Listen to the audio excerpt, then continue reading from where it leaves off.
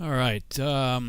So, yeah, this is just sort of an impromptu video I'm making here. Somebody I know on, I think, Facebook sent me an email recently that really caught my attention, and I decided to vet what was sent and found it was true. So, I'm putting this video together to document it in case things change in the near future. Wouldn't be surprised. We've seen that before.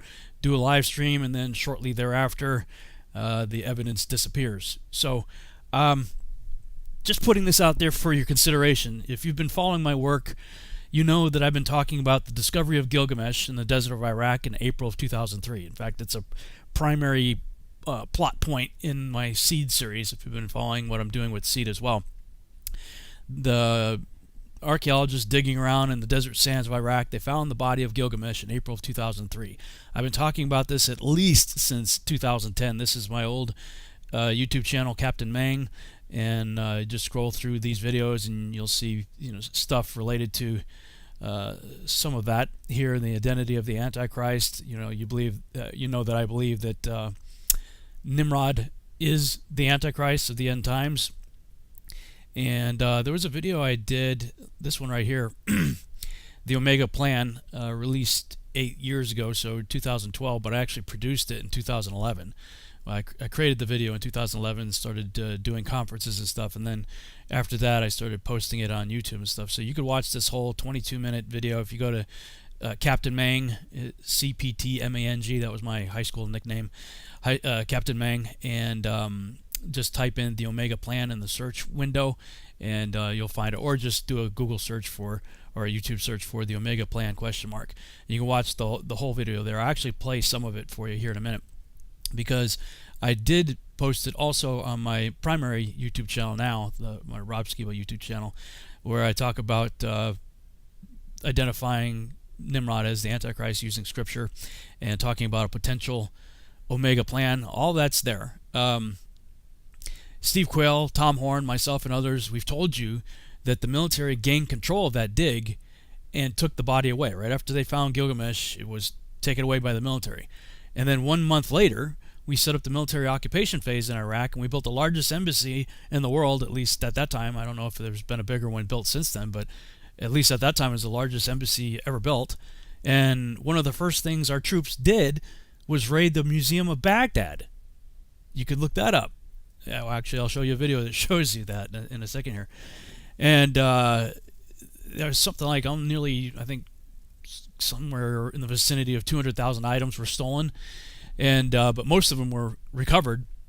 But of the 3,000 or so items that were never returned, those items included cuneiform tablets and other things dealing with resurrection and the afterlife. Yeah.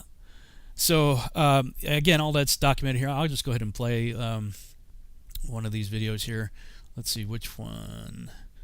Let's try from my Genesis Revelation Part 4. This was a conference that I did in Oklahoma in February 12, 2016. And so this talks about that portion of the Omega Plan. So I'll play that for you here. And they're always talking about the big financial collapse that's coming, right? I mean, how many trillions of dollars are we in debt right now? But of course, all of that could change like that with a revalue of the Iraqi dinar. It would reset everybody's economy. And if we believe that the first Babylon will be the last Babylon, like the title of my book, the first shall be the last, then, I know a lot of people out there saying the United States is Babylon or New York is Babylon. I understand the arguments, but I'm going to go with a biblical interpretation. They had no idea of New York and the United States, and all indication, especially with the Yahuwah Triangle series that I was talking about, those are the 3 points that the Bible bounces around. Egypt, Israel, Assyria, Babylon, as in Iraq.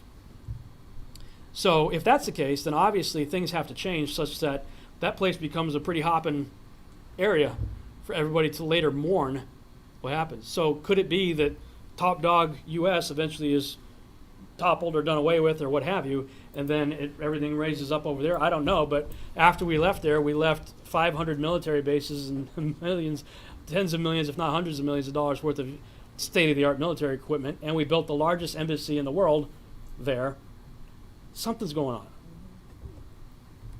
December 21st, 2010, his nation, Nimrod's nation, was born again out of the ashes like a phoenix as a blood-red moon floated over the shoulders of Orion like a decapitated head, and the entire planet shook. Our soldiers have been at war for nearly a decade, waging urban warfare. December 11th, our troops were ordered out of Iraq, leaving behind hundreds of millions of dollars worth of military equipment and bases. December 31st, 2011, Obama signed the NDAA into law, making it possible to indefinitely detain American citizens without trial or legal representation, simply for being suspected of being a terrorist. And that definition of terrorist is whatever they make up for the day. Which I would allow. That's us when we realize we don't want to serve the District of Columbia. Well, yeah, absolutely. Oh, you want to get together and listen to this crazy Rob Skiba guy talk about flat Earth and the Bible and all kinds of stuff like that? Terrorists! That's all they have to do. Right, because I'm going to say, and the deal is if we're against Washington, D.C. because it's Masonic, it's Yeah. Nimrod, That's all they have to do is whatever they decide. It does make us. Yeah, basically, the United States, unfortunately, is following the Nazi playbook to the letter.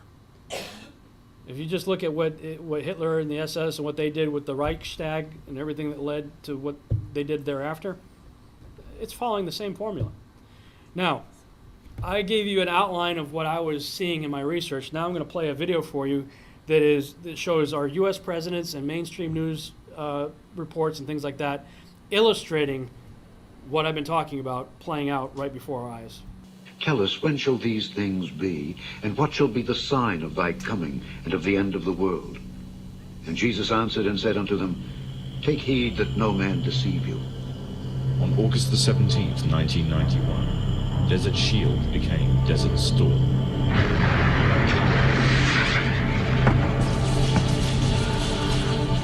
The conflict was witnessed by millions through the eye of CNN and the BBC, showing propaganda of the systematic eradication of Saddam's forces by a coalition far superior in technological, political, and economic power. The orchestrators of the war were by no means strangers to controlling major world events. In fact, they have done so for centuries. From the shadows, they have engineered every major war, revolution, and recession. They control everything you read, everything you hear, and everything you see. They have managed to indoctrinate an entire populace to their way of thinking and have infiltrated key positions in places of authority. And it is from the shadows that they have created a new political order, a new economic order, and more sinister, a new religious order. Their ultimate aim is total global domination, and they will stop at nothing to reach their goal. The goal that was outlined in a speech given by former President of the United States, George Bush. What is at stake is more than one small country. It is a big idea, a new world order. We talk so much about dispelling myths. How about confirming one? What is this? Susie, this is the tomb of Osiris. The god of the underworld. This once extravagant mausoleum, a moat with 4 pillars engraved with hieroglyphics constructed thousands of years ago, was intended to be a shrine for the keeper of the afterlife. Polls have just now closed in 6 additional states, representing 66 electoral votes. We must follow no other course. Now it is a seed upon the wind, taking root in many nations. We will confront weapons of mass destruction. We will build our defenses beyond challenge, lest weakness invite challenge. This work continues. The story goes on, and an angel still rides in the whirlwind and directs this storm.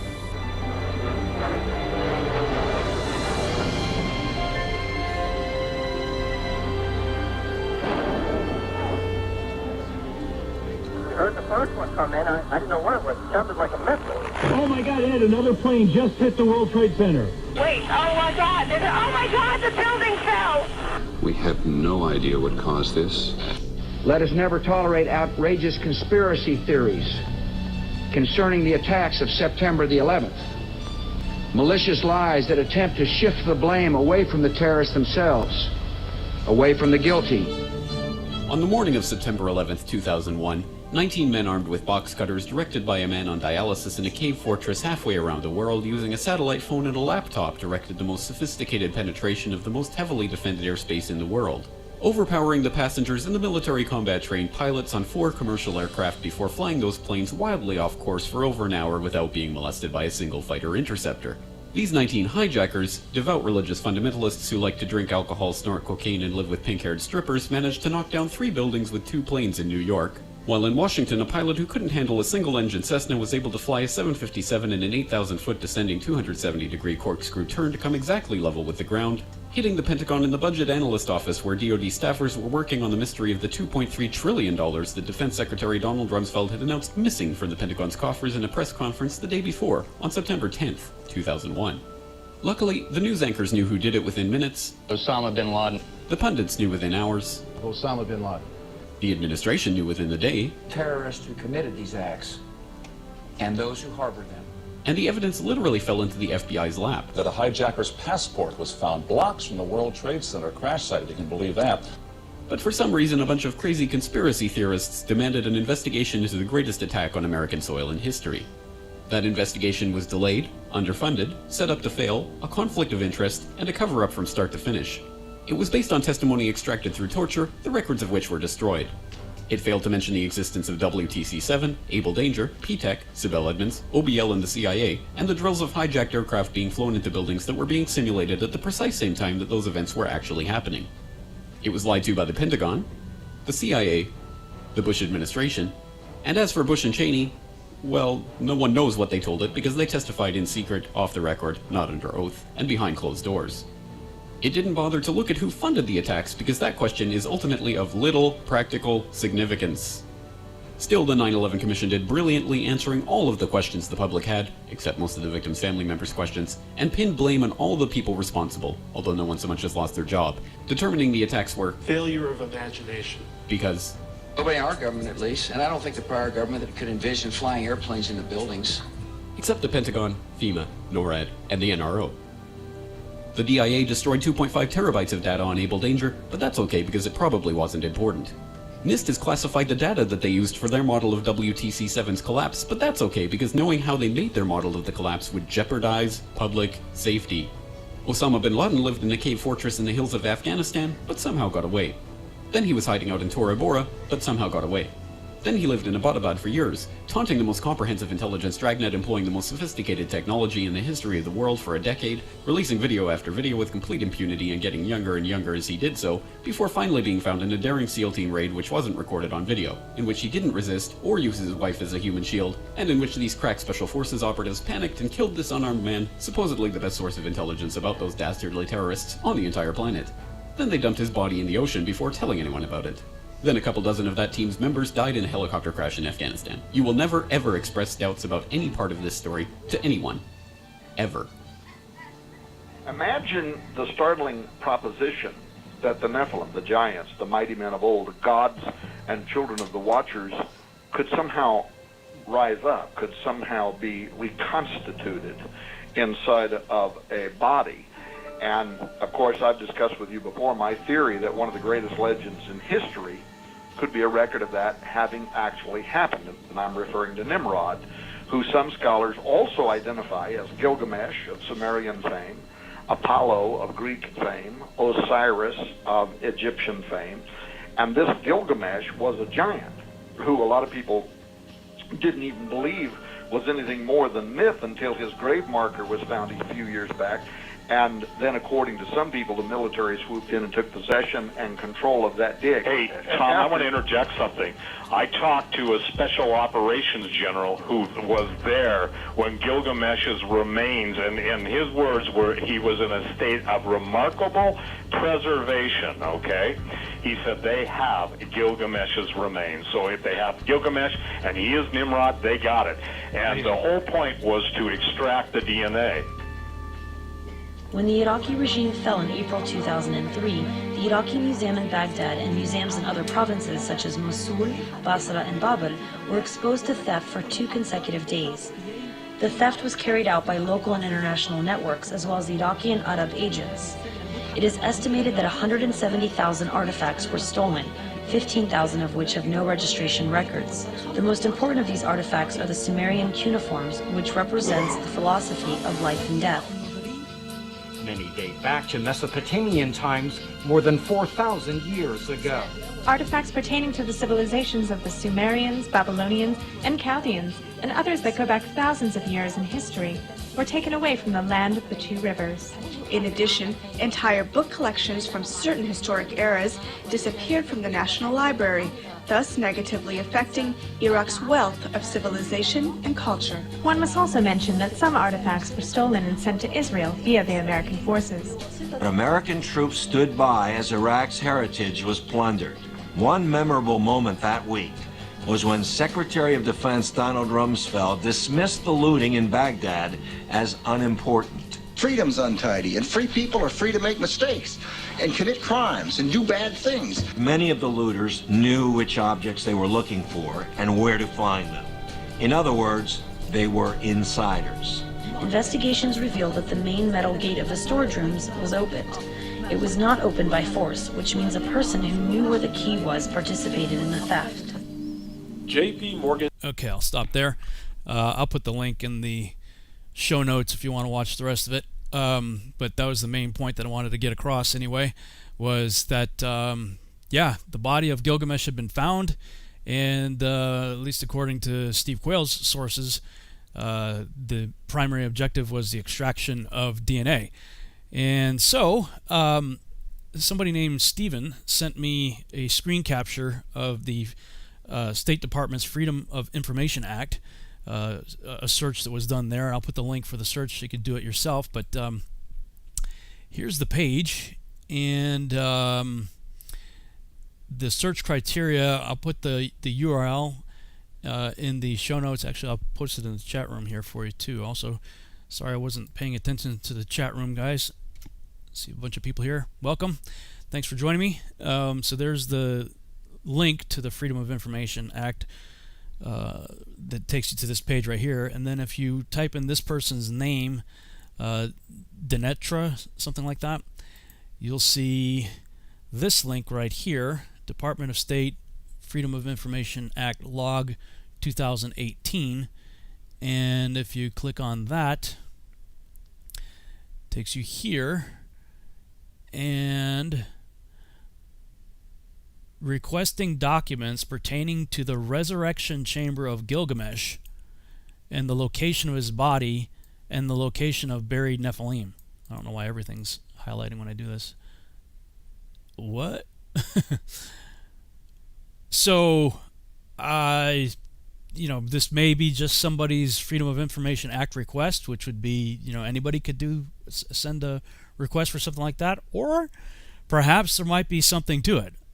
I don't know, but this is the first time I've heard of anything related to the Gilgamesh event since 2003, because after the body was recovered, you haven't heard anything. I mean, it was taken away by the military, presumably, and, maybe it's in Area 51 or something. Who knows?